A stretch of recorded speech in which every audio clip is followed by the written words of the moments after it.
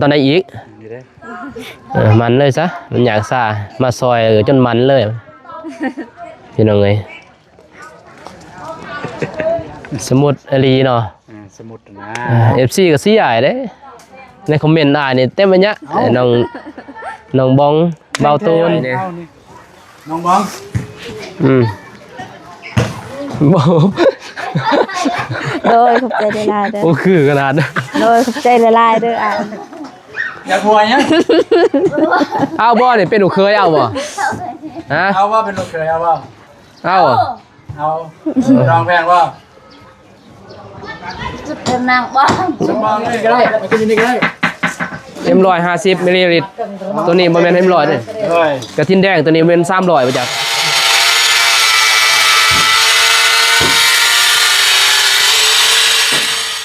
ใช้แป้งเพิ่นตัวหน้าคือยังประมาณ2แป้งเพิ่นก่อน10 ปีเพิ่น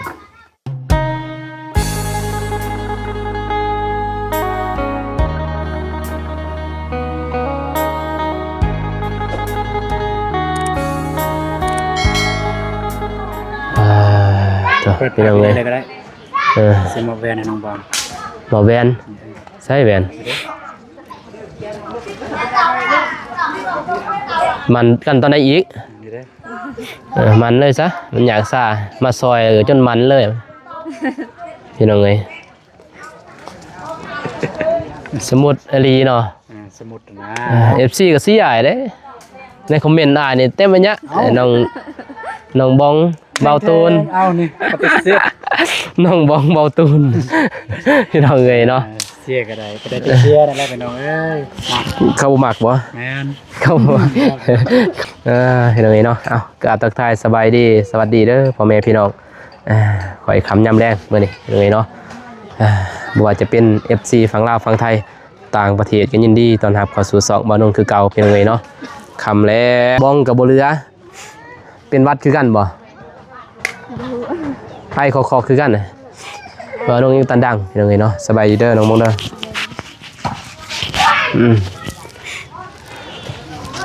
เอ้านี่ใช่มาขึ้นบ่ มาขึ้นเฮือนโดย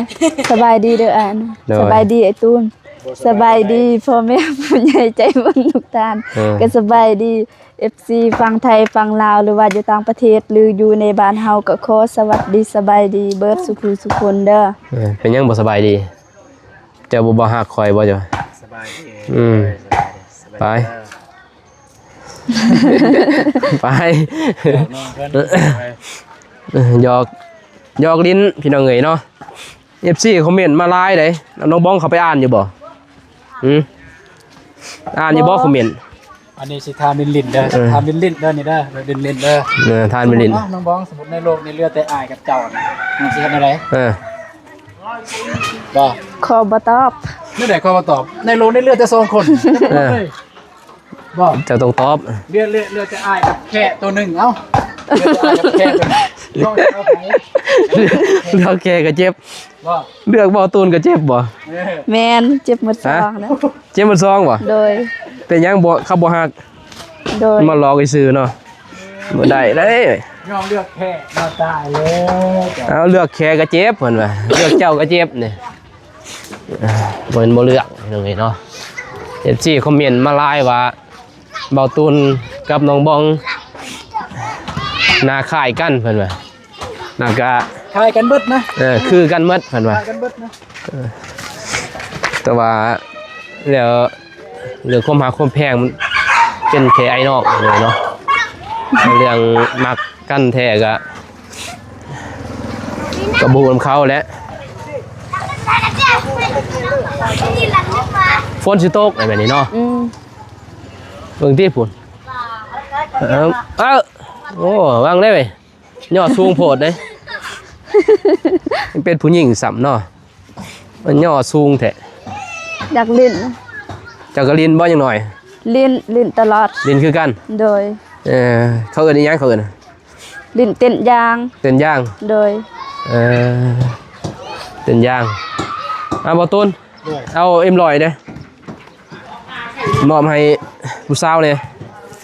ให้ไปใหญ่เนี่ยน้องบอง บ่ โดยขอบใจหลายๆเด้อ โอ้คือขนาดนั้น โดยขอบใจหลายๆเด้ออ่าน เสี่ยวเพิ่งไปเท่าเสี่ยวโอ้น้องบ่โอ้ย ดีใจว่าเราอะไรอยากหัวยัง เอาบ่นี่เป็นหนูเคยเอาบ่ฮะ เอาว่าเป็นลูกเคยเอาว่า เอาอะ เอาลองแพงว่า จุดเป็นนางบ้าง สมองเลย โอ้บ่ได้บ่ถามแม่อีก 500,000 บ่ถามแม่เนาะแต่ร่วมกันกับน้องบ้องเอาแหละนี่นะ ถูกใจ แม่ย่างหั่นไม่เท่า นะ โอ้ซื้อว่าตลาดปลา เพื่อนบ่ ปลาน้ำ ปลาน้ำคลองเนี่ย ตั้งของอุแซ่บได้ แซ่บเลยเปียงเนาะแล้วก็ทอดเนาะทอดแล้วก็ตำหมักทัว แซ่บบ่ ตำหมักทัวแล้วทอดแล้วตำหมักทัวกินโอ้เข้ากันหมักทัวมะฮุง ทำขาด ว่าภาษาแห่ก็ได้ โอ้ยตึกใจละยังลูกเคยไปเอาบ่เขาสิเป็นลูกเคยเอาเรียบ่นี่แต่รุดขะดองเด้เนาะรุดบอกขะดอง แม่งคือเขาได้ สุดนี่บ่ เออ สุดน้องบ้อง เออ บ่ยากเนาะอันนั้นแล้วแต่แล้ว จีบเลย แล้วแต่เจ้ากับน้องบ้องเนาะลมกระเด้งเนาะเราอะไป ไปเราเลยยอก อะไรยอคือซื้อเพียง อย่าไป เราเด็กเรา อย่าไปขยายความเด้อพี่น้องเอ้ยอย่าไปขยายความ ยอกแกมลีเป็นเว้าได้เนาะแต่ว่าก็ยอกไปนั่นแหละพี่น้องมีสีสันเนี่ยเพราะว่า FC เพิ่นก็คอมเมนต์มาหลายนะพี่คอมเมนต์มาหลายก็เลยถามให้เนาะ ทุบเลยอะไรก็รอทุบเลย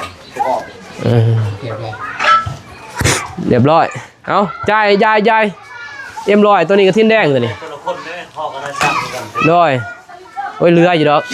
10ปอง จะได้สิปองบ่ โดย เบิ่ง จ่ายรถ สิขอเป็นนายสร้างจากจากปองนึง ยายเพิ่น เอาแล้วนะ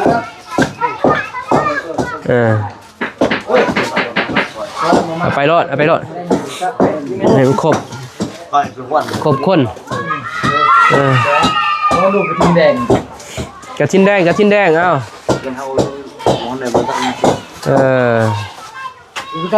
มืดยังได้พี่น้องเอ้ยมืดฝนซื่อบ่แม่นเอามืดโดยคุณเด้ เม็ดนั่นเด้เม็ด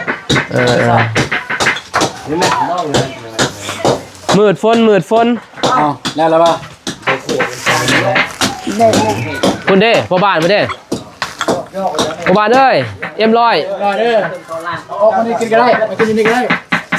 เอ็มร้อย50มิลลิลิตรตัวนี้บ่แม่นเอ็มร้อยเด้ เฮ้ย กระทินแดงตัวนี้เป็น300บ่จักจักร้อย ไปขับจับด้วย ใช่บ่เห็นร้อย150บ่มื้อนึงก็150เนาะเป็น300บัดนี้มื้อนี้ 300ธรรมดาเลยดิ300 300มื้อนี้พี่น้องเอ้ย บางเทียบกันความหมาย บ่แล้วเนาะครบพ่ออยู่บ่ตักโล พ่ออยู่มันจะใส่เลยมาพ่อเท่าไรก็จึง โอ้ตัวนี้พ่อเนาะ ตัวนี้คือสิพ่ออยู่ พ่อแล้วก็โอ้พ่ออยู่นี่ตัวนี้ อยู่หันยังกันมือเล็กให้ก็โลดแค่นี้คือประเทศนึง ถ้ามันพ่อผู้ที่ซื้อมื้ออื่นก็มันเลือก็ใส่เอาคืนแผ่นหนึงแผ่นหนึงมันกันเปื้อนผู้นี้บ่กับกันเปื้อนเลยได้ จะรักสร้างตอนดัง บ่กันเปื้อนนี่เลย กันเปิดอยู่ในบอลเย็บเนาะ บอลเยี่ยม บ่นี่นะ พ่อ บ่พ่อเนาะทางน้ำกันยังก็ ตัวนี้บ่ใส่กระไดอันนี้จะได้กระเปื้อนนี่แหละเนาะนี่ เดี๋ยวไว้ทางด้านนี้ก็ใส่กันได้ อย่างมากกับเปื้อนคือเก่าแม่นบ่ ใส่ก็ได้ ใส่ในนี่ก็ได้ทำนึงเดี๋ยวเราจะพอติ๊กเบื่อหลังเลย เอาไว้ใส่แต่ทางในอ่ะนะ ของนี่ตับป้าย ผ้าครึ่งการเปื้อนผ้าครึ่งอะนะ สำคัญหนึ่งเรามีเงินเท่าไหร่ จะใส่ผ้าครึ่งเอานี่ผ้าครึ่งนี่คือตัวนี้เนี่ยผ้าครึ่งเอาอันนี้พี่น้องเอ้ยเนาะ สำนีเนาะแล้วก็เอาขึ้นกันเปื้อน ใช่ มืออื่นมาแล้วใส่เลย จอกจับมาตั้งตัว3ฟอก ใส่บวกหนึ่งที่แสน บวก1 4แสนได้บ่ ใส่แบบตัวซื้อถือ มันบ่ถือบ่นี่ ยังมาหัน ก็เด้ข้าง ประมาณเขาซื้อน้ำบวกเนี่ยก็ยัง500,000 500,000 แม่น นี่อยู่ข้างนอก โยมอเด้บนนั่นหรอ อันนั้นด้วยของอันนั้นนะอาชีพขนม ผมรู้ว่าของเราแต่ว่าอยู่ห้องหมออยู่ครัว ของโรงงานขนมขนม อยู่วิท โด ย์ ยแม่นเด้ ปิดครัวไปห้องหมอได้ โดยแม่นได้ยังเลยไปซื้ออยู่หันรถมันถือแน่แล้วก็มันบ่เปื้อนนะทรายบ่เปื้อน แม่น เพราะทรายบ่ได้ปนดินอีกแล้วบ่ปนหินปานใดอะนะคันเฮามาฮ้อนคือเบาน้องบ่ได้ฮ้อนซ้ำเพื่อนของสลีมันบ่เปื้อนปานใดเด้โดยมันก็โบกเลยแล้วแหละ บ่ต้องเปื่อนเขาบ่อันนั้นเขาบ่หอมด้วย โดย กับอันนั้นโตที่นี่ โดยเวลาเฮาโบกมันสิยากเวลาเฮาทูมันเป็นรอย เพราะมันเกียนเบิ่งอะไรบ่มีตารางหอนก็เลยสม ต้องใส่ตะนางแหละตะนางก็บ่แพงเนาะ10,000บ่ซะ50,000เท่านั้นแหละซื้อ50,000ตะนางมาฮ้อนซื้อแพงบ่ มันแล้วแล้วเพิ่น เพราะว่าทรายมันก็นั่นแหละเนาะบัดนี้บอกก็เปียก บอกกับเปียกใส่กับเปีย ซี ก มดูมีโจ้รันโจ้คิดปีนะแล้วก็เกี่ยว ก็เลยว่ามันบ่แห้งพี่น้องเอ้ยเนาะอันนี้ได้แล้วนี่ เขามุ่ง ได้แล้วนี่ได้แล้วนี่ได้แล้วนี่ลีดได้ลีด คัดเลยไปโบกอีกเลย โอ้ขอบช่องอีกบ่ แม่น โอ้เฮ็ดนานเนาะ แม่นพิจารณา บ่หนาว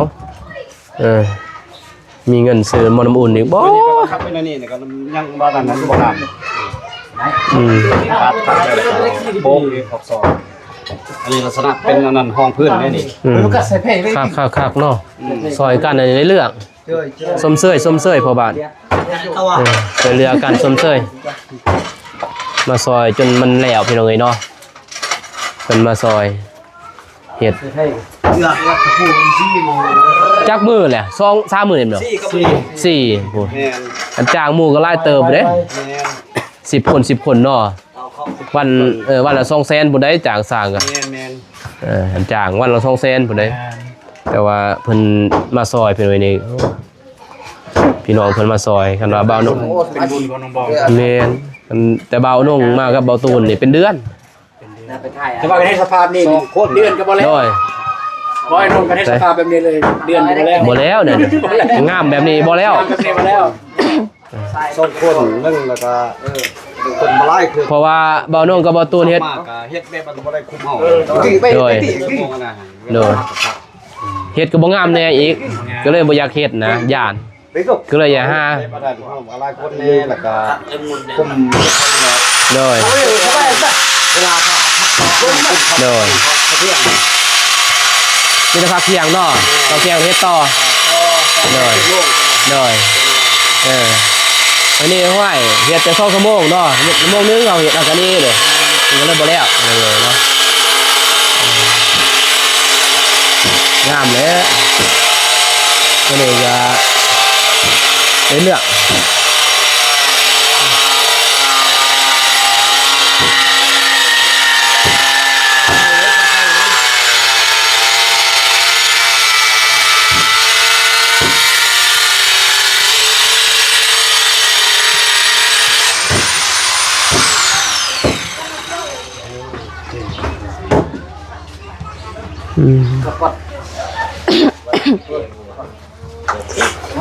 อ๋อนี่เด็กเข้าว่าเทบา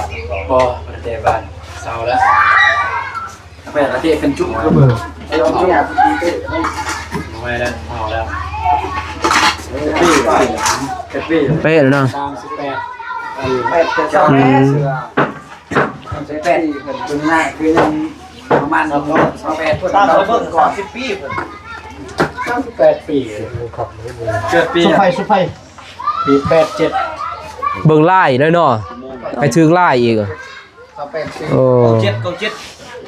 กิด96 บ้านตัวไว้ 28 จะโดนรอบ30ที่ชะตา ว่างได้สายไฟเด้อตลายเด้สายพื้นสายไฟตัวนี้คงกลับไปกลับมาญาติแน่นอน เดี๋ยวท่านนี้นายการนะ บ่ได้จบเป็นได้ คือว่าไฟดับเอาไปเอามาเซฟติคัดรันอยู่หั่น มันลั่นเนาะ โดย เพราะว่ามันนี่แหล้วไฟมันถึงน้ำเลยพ่อยัน จังหวะหั่นพอดีเพิ่นก็หันไปอยู่นี่สุดฝ่าเขาบ่ได้ติดอันนี้ สายไฟถึงน้ำเลย ไปเลยอ่ะ อยากเลยกินนะครับ มันดีแท้ เพิ่นได้ต้องนึกอีกอย่าง บ่เป็นใบตัวนี้บ่ แม่นไปอันนี้ เร็วแต่ไปเลย ขาดเลยเด้เป็นถึงโอ้ยปุดเลยเด้อันตราย เปิดเซฟติคัดตัวนั้น มาตัวนี้เปิดไว้เนาะ แม่นอันนี้ก็เปิดไว้ไปมาโอ้ ลืมเด้ จมโนตัดงานนี่ให้ทางกูสั่งให้จัดเราก็เปิดอยู่ใส่ก็ซ่อมโอ้เรือนนอนนะตะวันไปมือนอนก็จมูกเทม แม่เป็นงานตัดตู้ เทียมตามอนเดียวก็เก็บระยะเดินทางถึงนอนไป ครับเรื่อง แล้วก็ไปอยู่ ตัวอีนั่นตัวค่ะ ก็คนแก่ไง ไอ้หนูจะเกิดไม่ได้จะลกมาตายไปได้เห็นหนู เด็ก เรารอมันติดเลยจนดังกันนะครับเราถึงจนนานเอาเล่มเอาตักดึง เหมือนเป็นหินเลยเนาะ แม่นี่นั่นตัวปูนนั่นเลยขอนั่นผลิต ปูนเนาะ แม่ แต่ว่าลายซื้อ ก็ได้ เฮ็ดได้ซื้อ ลายหินนี่ซื้ออันนี้ โอ้ยจนเลยคือ แต่ว่าหินนี่จะตัดบ่ได้ขาดดอกหินเตะ เนี่ยมันเฮียนของมันอีเม ลายซื้อ ลายเฮียน คิดว่าหินนี่เขาเป้าตัวนั้นสี่ก่อนเขาเป้า โอ้ไปรับจ้า ไฟดับยังไง ไป พอฝนนี่แหละพายุเข้าไฟดับ คัดก็เราสดนี่ที่ปัดเรื่องสิคัดเดี๋ยวลันเรื่องไม่ถึงพอ เร็วนกพุทธเรน มอดเลยติ หมดแล้วกดไป บ่คือว่าร่างเลยเฮ็ดจะได้เพคือมาเนื้อ น้องบองนั่งนี่พี่แล้วถึงนาเสียโสมเบาตูนแล้วจ้ะรับผิดชอบ ไปคือมา เต็มมาเป็นจักกระไดเม็ดมัน เฮ็ดหยังกิน บ่ฮู้ เราติดไปดูเรา ไฟดับมืดเลยเนาะ ใส่เสร็จพอแล้วพอ ต้มไก่ ต้มไก่ว่าจ้าต้มไก่อยากมือค่ำอยู่แบบนี้ ผ่าก็ได้ผ่ากินเหมือนกันนะ ยอก เดี๋ยวแต่พระเจ้าสองคนเนาะเนาะ ยกกันนะ เลยเดี๋ยวแต่เบาตูนกับน้องบอง ตุ้นจ้วงคนเท่าเลย เบานุ่งนี่เมื่อคำบ่ได้ลูกเมียอยู่เฮือนเด้เมื่อคำก็ย่านเด้นะเบาเพราะว่าทางมันเปรี้ยวเด้ แม่น มีแตะยูนั่นซื้อมันมีไฟบอลอะไรเงี้ยบริษัทเวียดเนาะวินนั่นกะมีอีกไฟแต่ว่ามันเปรี้ยวเด้ คู่ บนโค้งเลยเนาะ โดย แต่ว่าเปรี้ยวทางนี้ยังแค่นี้ถ้าเปรี้ยวทางบ้านกำกอกกันโอ้ยยังบ่มีไฟจะดิท่านน่ะพี่น้องเอ้ยมาแล้วไฟมาซุบได้บัดนี้มืดหูมืดตาอยู่หั่นเนาะงมๆอยู่ได้สร้างเพิ่นเด้อ เรียกเยอะสั่ง โอ้ยคักแล้วน่ะ แค่ควาย ในเรื่องนะเรา เดินเกินโบกในโบกนอกเลยเมื่อแล้วจะเดินโบกมือเดียวเนาะหลายคนมือเดียวโบกโมเมนต์คือก่อเลย พอเรานาเด้เราเห็นคือเฮาเด้เฮาโบกบ่ได้นาไปไหนเฮา ถ้าโน้ตเขาเดี่ยวมันบาง หน่อย งาม เราต้องโบก2เทื่อเขา บ้านนั้นเขาโบกเนี่ยห้องคืนเอาครับเขาแห้งมาละ เฮาเนี่ยโบกทีเดียวแล้วเลยหาจบ ไม่ พอเฮาก็บ่กล้า บอลบีบลูกบอล เฮาบ่มีเวลาเด้เฮาเนาะเราก็ต้องโบก2รอบนั่นดิพี่น้องเอ้ยมันบ่แตกเนาะ แล้วก็ให้เพื่อนได้อันนั้นบอก อยู่พุ่นบ่โบกกันแต่ว่ารอบเดียวเพราะว่าบ่มีเวลาเด้โดยเฮ็ดเอง เองเลย เป็นสร้างเองสร้างจำเป็นบ่เป็นสร้างเนาะเข้าบ่เข้าบ่เป็นเด้ เป็นนี่สก็เป็นทั้งเดือนยังเขาเฮ็ดเป็นอยู่ พี่น้องครับบ่ แม่น พี่น้องบ่มีแต่เกินว่า เขาไม่เพิ่นบ่มี บ่มีแต่เกินว่ามีแต่พวกลูกละเฮ็ดซอยเขา เขาเป็นสมาชิก เขาบ่ได้ซอยกันเพราะว่ามันอยู่โซนพุ่นเด้แล้วก็บ้านเขาใหญ่อยู่แต่มันอยู่โซนใกล้แต่ อยู่เทิงเพื่อนไปไหน อยู่ในพี่ถนนสลีพี่น้อยเนาะ ใกล้บ้านนั้นเขาอันนั้นกว่า บ่ใกล้โดยมันจะอยู่โซนทางบริษัทจีนบนอุโมงค์นั่นแหละเข้าไปทางนั้นโอ้จำน้ำเที่ยงบ่นี่ แม่น ป้าตุ๊คอกะลีพี่น้องเอ้ย เฮ็ดแบบนั้น โอ้เฮ็ดคือค่อยพุ่นเนาะ แม่นเพราะว่า น้ำไหลพุ่นเลย เห็นมันก็น้องบอกว่ายันนำไหลมาทาง แม่นนะมีแต่บ่นี่สิก่อขึ้นนิดนึงเนาะ แม่นก็ขึ้นได้ทั้ง แล้วก็ติกะโลอีกแม่นบ่ แม่น ก่อขึ้นกับติกะโลอีกบ่หาบ่อยออกมาเลยพี่น้อง กูเคียงเลยไม่ยากหรอกเดี๋ยวมันคอยทั้งนี้นะ เวลาอาบเด้เฮาอาบแห้งเด้จวกเนาะ เดี๋ยวนี้มันคอยทั้งลุ่มสบาย แม่นคันอาบปิดล่างไปทางพุ่นบ่เป็นหยังแต่อาบปิดล่างมาทางนี้เนาะว่าจวกลงมาทางนี้ไล่มันมาเห็นก็ขึ้นนิดนึงพี่น้องเนาะไปบ่ตัวกลับเด้เฮาค่ำนะพี่น้องเอ้ยมื้ออื่นเวลาสิมาอัปเดตใหม่ โดย ซื้ออยู่คงกินเพิ่นมื้ออื่นแต่มื้อสิแหละเฮาก็บ่มีเงินเด้ซื้อซอยทีละมื้อเอาเลยบ้าเอาเลยมื้อนี้ซื้อมื้ออื่นบ่มื้อคือซื้อนั่นแหละซอยหนองบองเด้แต่นี่มีเงินแล้วเว้ยเนาะผู้ใหญ่ให้เด้2ล้านเลย ส่งคนขับอีลี งบเบิดมาปั๊บ งบหมดปรับคือว่านี่ก็มาอีกโอ้เขาได้เลือกหนองบองซ้ำแล้วนี่ลูลาของนำลูลาเลยบัดนี้จะได้ชี้ไปจักแล้วหมดบัดนี้ ยันมีเสียอีก ก็แล้วแต่นอกนั่นนะกลับก่อนได้ไหมเด้อ โดยเดินทางปลอดภัยเด้อ โดยกลับก่อนพ่อบ้านโดยขอบใจหลายที่มาซอยเรือโดย มาเลยไปมาแล้วนี่ ซอยเรือน้องเพิ่นนั่นแหละกลับก่อนเด้อโดยอยู่ดีไม่แห้งโดยกลับก่อนแม่โอ้เราลีอยู่บนพี่น้องเอ้ยเนาะโดยมา เฮ็ดกินข้าวแรงเลยจะมื้อไหนเนาะอะไรนั่นน่ะแหละพี่น้องเอ้ยเนาะซอยกันนี่เฮาต้องเลี้ยงเพิ่น เรื่องเขาเรื่องนอนกันเลย โดย กินแล้วเพิ่นก็ กินแล้วเนาะผู้เจ้าของเฮือนก็จังนั่นเคินว่าแม่นบ่จังม่วนคันบ่กินบ่ย่างน้ำนี่บ่ได้แล้วแม่นบ่อีต้นแน่เนาะยังไงนั่นแหละกลับก่อนโดยไปก่อนเด้อโดยมีแต่มื้ออื่นไปแล้วมาใหม่อัปเดตใหม่พี่น้องเอ้ยเนาะบ่าวน้องก็สิเดินทางกลับก่อนบัดนี้มันมืดย้อนหยังพี่น้องมืดย้อนเมฆลงพี่น้องเอ้ยเนาะแต่ว่าค่ำแล้วก็ค่ำแล้วว่าสิเข้าไปหาน้องก็เด้ยก็บ่ได้เข้ามื้อนี้พี่น้องเอ้ยเนาะน้องก็เด้ยยังบ่ทันมาแต่หากินไปหาอยู่หากินเพิ่นพี่น้องเอ้ยเนาะไปเว้ย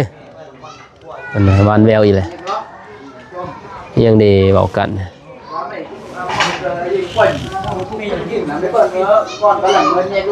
บอกกันยังดีพอนะไปเอาคลิปนี้ก็มุกขอบใจรายทาง FC และผู้ใหญ่ใจบุญทุกท่านที่เข้ามาให้กำลังใจบ่าวนุ่นตลอดมาพี่น้องเนาะพบกันใหม่คลิปหน้าคลิปนี้ขอกล่าวคำว่าสบายดีพี่น้องเอ้ยไปบ๊ายบาย